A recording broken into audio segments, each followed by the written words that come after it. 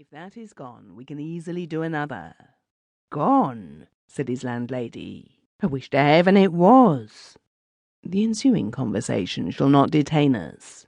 It will suffice to say that after a considerable time, Mr. Grove succeeded in quieting his landlady, so much so that she consented, still trembling violently, to enter the room with him.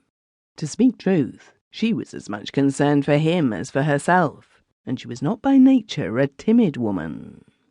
The room, so far from disclosing to Mr. Groves any cause for excitement, appeared wholly unchanged. In its usual place stood every article of his stained and ill-used furniture.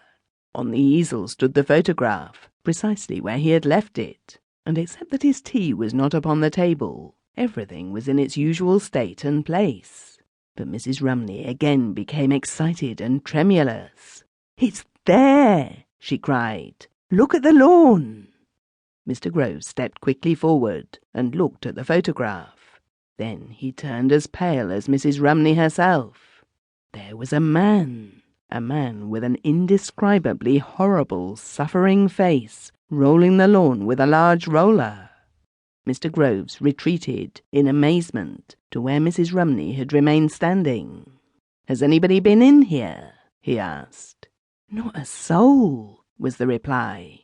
"I came in to make up the fire and turned to have another look at the picture, when I saw that dead-alive face at the edge. It gave me the creeps," she said, "particularly from not having noticed it before. If that's anyone in Stoneground, I said to myself, I wonder the vicar has him in the garden with that awful face. It took that hold of me, I thought I must come and look at it again, and at 5 o'clock I brought your tea in, and then I saw him moved along right in front, with a roller dragging behind him like you see."